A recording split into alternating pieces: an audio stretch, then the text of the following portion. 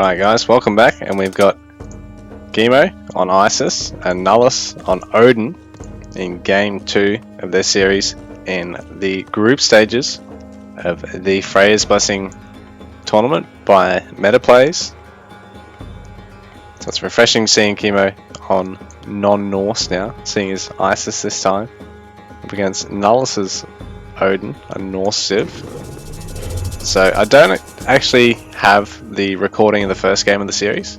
I've only got this one, but I have Kimo's prior series, and I can always go over Nullus's prior series. Kimo playing a Norse god against Hades on both games and winning, and now he's heading into the series 1-0, and I'm unsure of the gods and the map they played on. So Nullus gonna go for some early water, and so is Kimo. There's plenty of fish here, and the beauty of fishing in AoM is that it's actually an infinite resource. So realistically, you want to have as many docks as close to as many schools of fish as possible to truly maximize the rate. You know, in the late game, early on, you initially just want to get a dock so that you can make the bloody fishing ships, right?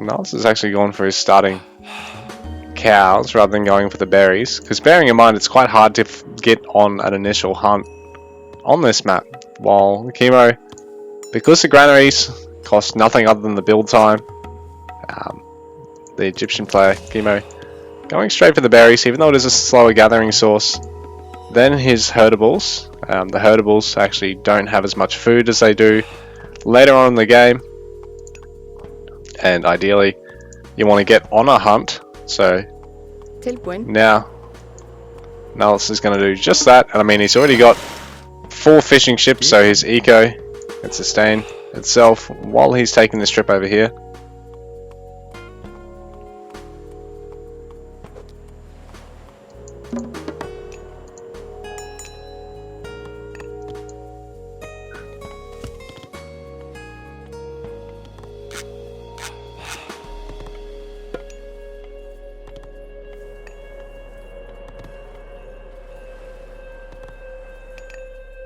So both our players are going to be a bit slow on the classical age, but from there the ecos are actually going to be much quicker than normal, unless they opt to go for really heavy warship gameplay, in which case it really might drag things out, or mean they only go for a handful of warships and then go straight for a heroic age. But either way, it does take the focus away from early settlements as well. So I mean, while you're producing enough fishing ships now to really offset delaying your villager count going up later on,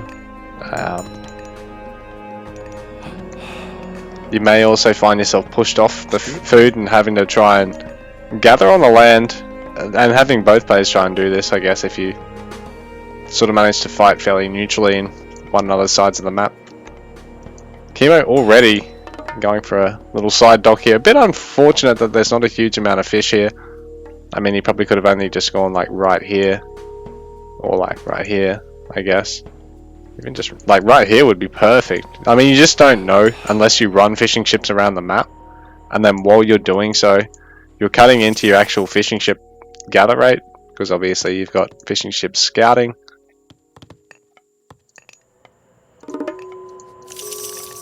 So this is really Huan and Munin, is it? The two ravens of Odin. Nullus is actually going to be able to scout out wherever he pleases, because these are little flying units, don't take up any population, they do respawn. So it'll be useful in trying to figure out where Kimo's looking at putting docks. And oh, this is great, Kimo actually has had a fishing ship scout out and find the best spot for a close dock. Whereas this one might be more, I mean, he gets the initial fishing now, but more to actually train closer warships to Nullus, who's also going for a second dock. Really gone quite heavy on fishing ships out of the one over here, and then putting quite a safe second dock over here, and then he might creep up here and put a third one over here as such. And like I said, focus on getting them as close to the fishing schools, to at least some of the schools as possible, to really have the most efficient fishing ships as possible.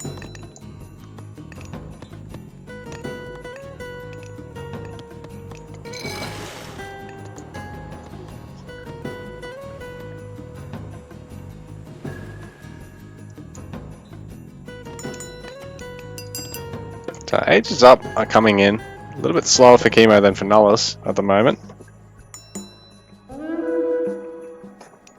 And unlike AoE4, there's sort of no two ways around it. If you age up slower, it's slower. You can't just put more villagers on it to make it faster. But in saying that, if your age up prerequisite building is slower, like your armory, you can always have more builders building it than your opponent. Catch up that way. Well, this could be quite useful. Axeman and throwing axeman buff there. And we've got a archer unit buff there. Actually, I don't think that benefits slingers, does it? Thank you for the follow.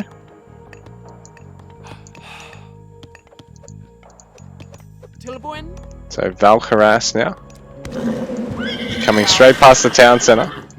Getting smacked by a Sphinx is probably not the best way to go. Because I mean, these girls do have a limited health pool, and you need to get a second one of them to heal up the first. But as long as you don't lose the first, you've got a great healing source early on. Not quite as good as the healing spring, but you get it out of a single myth unit you get for free. So Nullus is going for the early warships here. Haven't really seen any warships yet from Kimo at this stage. Here we go, his first cabinet. Tilbúin.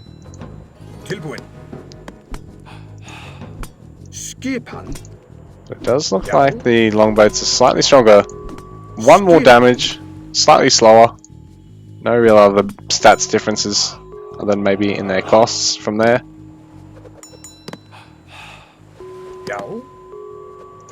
The fishing ship's gonna garrison in the dock just to give it an attack. Keep them alive. Meanwhile, Alice is trying to focus down Kimo's dock over here.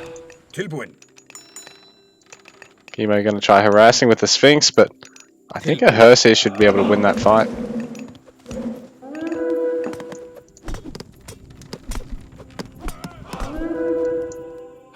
So now Nullus is going to try and run through and hit some of the fishing ships and force as many of them to pull back or even fall as he can. He's going to get a kill there, that's quite nice for him. He's going to keep harassing Kimo on the water here.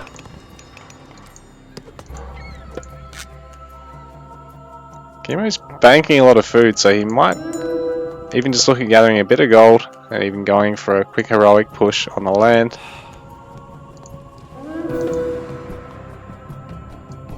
Well, Nullus continuing to try and harass, but bearing in mind, when you're in your opponent's side of the map and they've got faster units, then they've really got an advantage in being able to catch up in terms of unit count, even if they're not ahead on it already.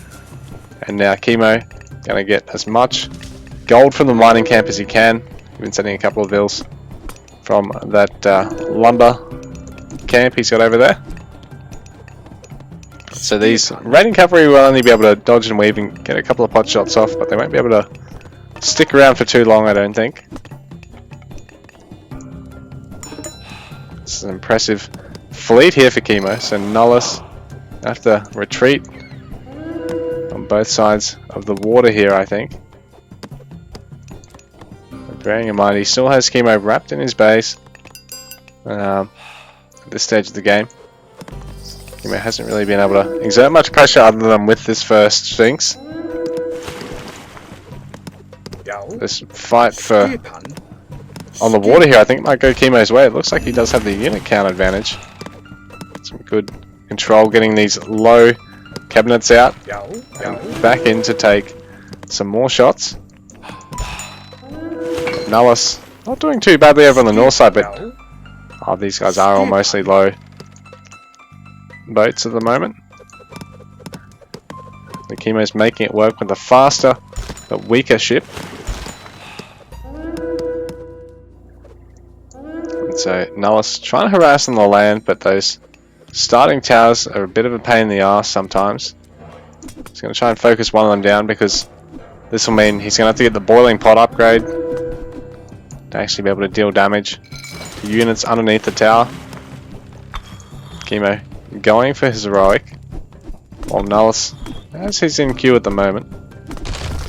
Neither player's gone for any town centers given their investment in the warships at the moment. We've got some impressive fleets down here on the lower side of the map with 13 cabinets versus 7 of the longboats. One of the towers being taken down, so this will be useful for Nullus later on in the game. One of the villagers is getting picked off by the Valkyrie, but she's unable to flee. So Kimo's able to bring her down. He's going to try pressuring both sides of the water at the moment. Nullus has really only got the one ship over on this side. The rest is all defending down over on the south.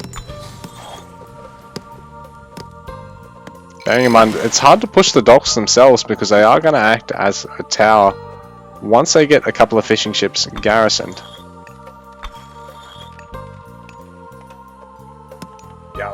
But Nullus, again, a little light on with ships over on this top side, but ooh, these guys are only quite low for Kimo. I don't know if he can stick around in this fight, and he's not focusing down the lower longboat initially. With a Leviathan on the water. Kimo's going to make this quite tough for Nullus, because these guys are going to just be focusing down this mythic tank. I mean, this, myth unit tank that deals quite a good bit more damage per hit than the cabinets. And meanwhile, Kimo going up to a second town centre, and Nullus is here to harass, but Kimo's got a bit of an army to defend. With his free myth units and priest units.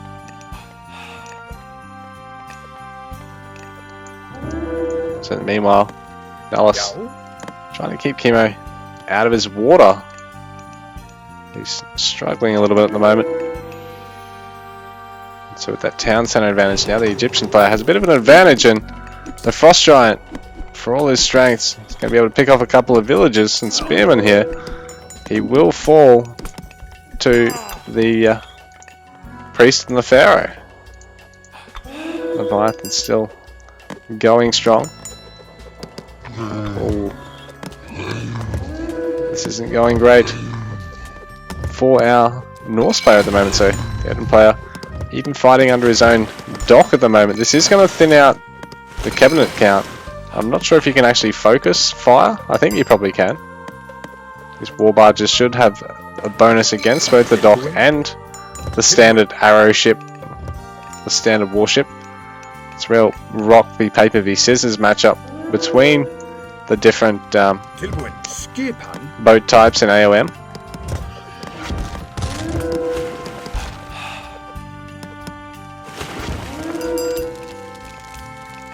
So Nullus having to make things work on the land and on the water against imposing forces from Kimo here. But yeah, it's actually going for a bit of a harass on the top side, on the water. Kimo has gone for his ancestors' power.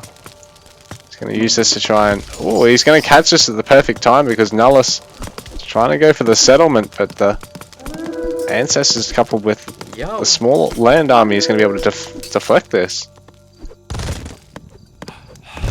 Ooh, and Nullus actually overwhelms Kimo on the water on the south side of the map.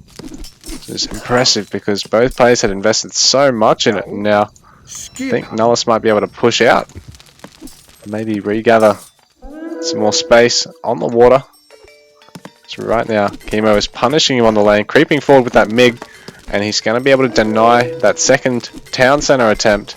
So perhaps the close build towards his opponent this late on, not working out so well for him. On the top side of the map, Kimo just looking a bit of a run by and just make sure there's nothing going on up here. That Nullus didn't have the resources to necessarily try and go for 2 town centres. Now Kimo's going to steal this forward town center. Very aggressive stuff, but good use of the frost here from Nullus.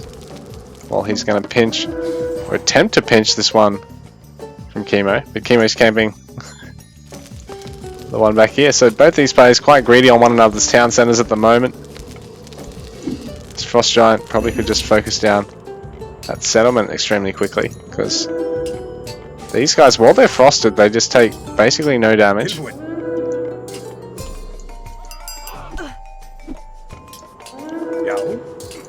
But bearing in mind, these guys are trying to take a fight on the water.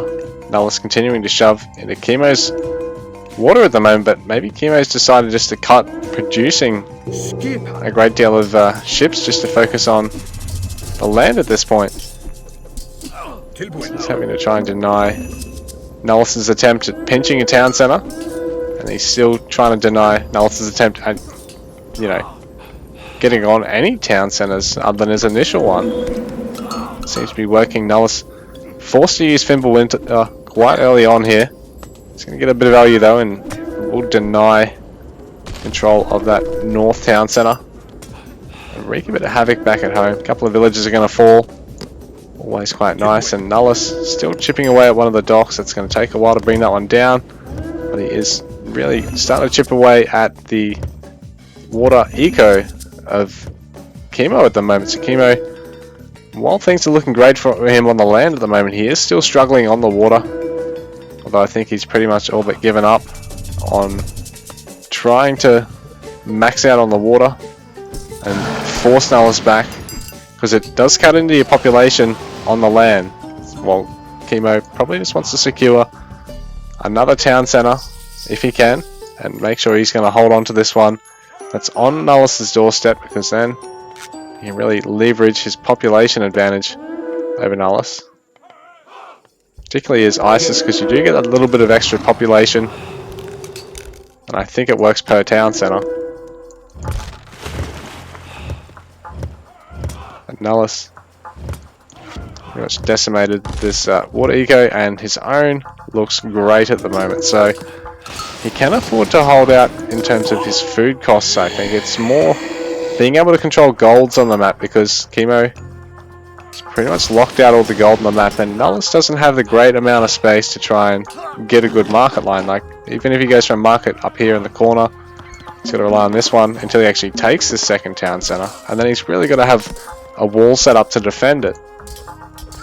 So Kimo, I think he's been a tad lucky with these gold spawns as well.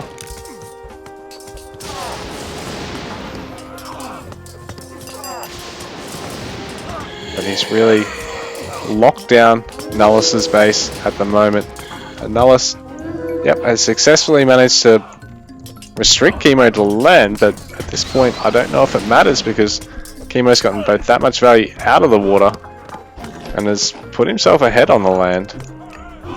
This is quite cheeky, and Mercenary is going to be used by Kimo to try and deflect this, and it's going to work wonders. And Nullus doing everything he can to get a little bit of gold, just bearing in mind while Kimo controls bottom and the mid of the map, and even over at this top side, he effectively has locked Nullus out of all gold once this large gold mine runs out. So, like I said, it's perhaps a tad lucky, but it's also been some good strategic play of Kimo to actually focus on getting this town center over here, and then doing just enough to make sure that Nullus can't control this gold mine. It's unfortunate Nullus didn't snipe that Son of Osiris, only at 35 health. A couple of hits from these, a Frost Giant or a Jarl, and it'll go down. Only 15 health now, but every time he hits, he chains damage through for an insane amount through the Norse army. It's the single most powerful unit in the game.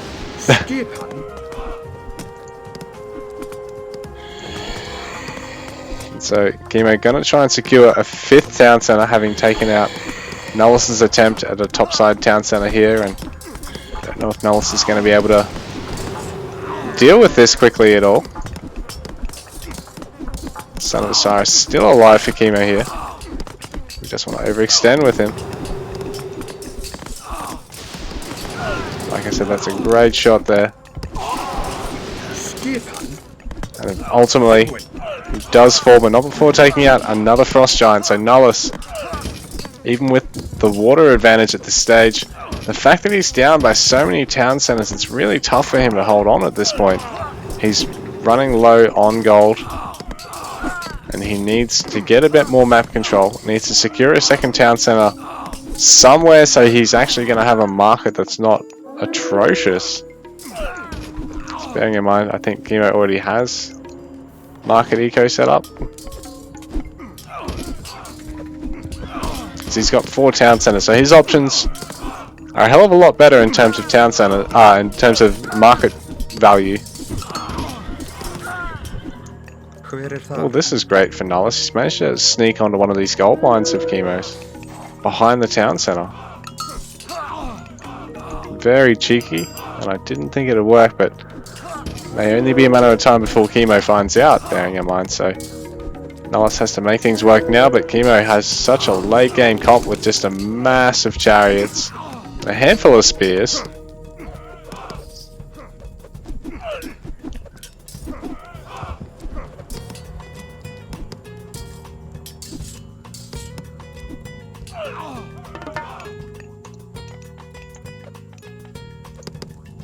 The barracks is going to be focused down by that town center.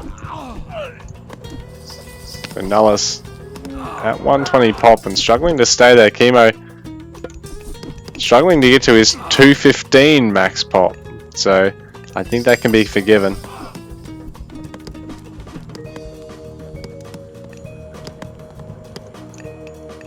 This is great for Nullus because every little bit he gets out of that, you know, just reduces the pressure on his gold eco. Because this is going to run out just about now. And if he doesn't take this TC, I think it's pretty much over from here. But Kimo just got such a force. Nullus is still active with the Odin Ravens, which is really commendable. Seeing if he's got any opportunity to try and raid, if this actually works out for him. But I don't know if it's going to, because they're a hefty army for Kimo now. He's going to try and move his eco, but while this is going on, he's really limited in terms of his army production because he's so low on gold. It's going to mean he's got to slow everything down, and Kimo's going to know because he's actually trying to market up here. Nullus has to retreat, and GG is called. It's the end of his series. Well played to both our players.